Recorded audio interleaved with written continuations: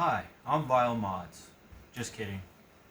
This is my overview of my new blaster, the Dirty Dawg. It is a stringer flywheeler hybrid. It has cages on opposing sides. It uses shells, as you can see. One side on this is set up for mega, the other side is set up for short darts.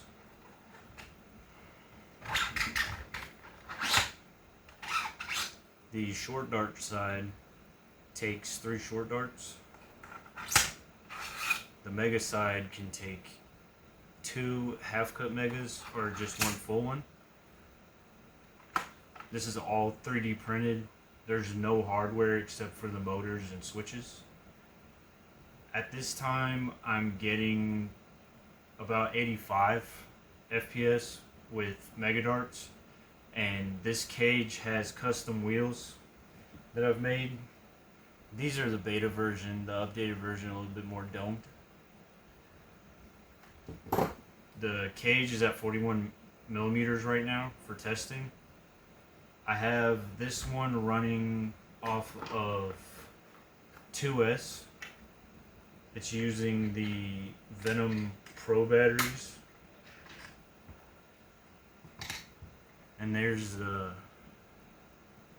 battery compartment, or the small battery compartment.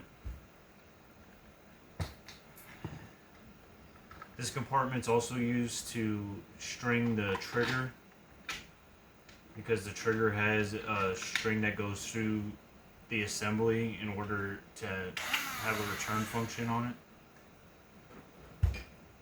The giant battery pack is located in the stock area, and on this particular model I put an XT30, 60, and the Time A connector for nickel metal hydride batteries, because I use those for testing. This one's Andy Griff's, and I wasn't really sure what batteries he was going to want to use. Currently I'm trying to get this one set up for his current club cap, which is at about 120.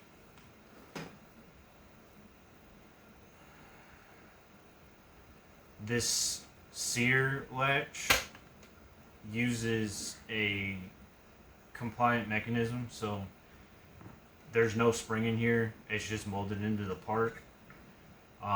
The main string that acts as the pusher slash launcher and the trigger return both use this 5mm cord.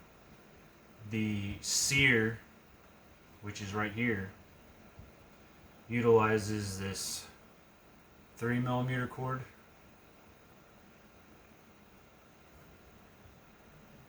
This blaster has one sling point right here. This is not a sling point, this is just a trigger guard. This friction fits into this, so if you try to sling something from it, it will fall, and then you'll have a bad day.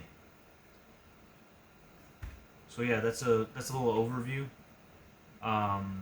You can wire this basically however you want. You can make it as powerful as you want. The cages can be swapped out within 10 minutes if you would like. The main tool, you can either use the 3D printed pins that come with it in the files. I might make a tool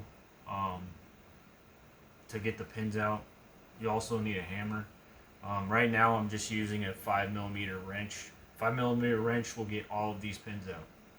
You just have to tap on it. So if you don't have a 5mm wrench laying around that you don't want to beat up, you can just utilize this pin, or just like I said, I'll try and get a tool made for it. But yeah, that's pretty much it. Oh, another note, these are like U-bolts.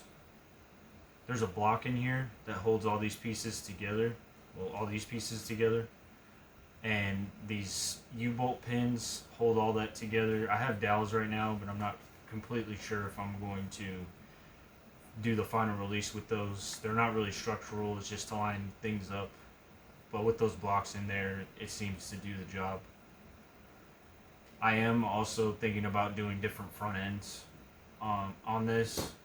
So this forward, I might release the step files or at least a base so people can do their own front end if they want to. But yeah, that's pretty much it. I don't have any additional information at this time. I will be doing beta tests with this, so if you're interested, just message me and I'll see if you fit the criteria to take this on. I will let you know that it's going to take at least 4 spools of filament. At 3.5 on this one, and it's pretty print intensive. You can't go into this not having your printer tuned. It must be tuned because there's no hardware in this. Everything's friction fit coming down to the shells. The shells choke at the bottom, so if they're not the right size, the darts will just fall out, or they'll be too tight at the end of the chamber. I will make chambers that are choked at the front. That way you can just use like an elite dart or just a mega dart and get the most performance out of it.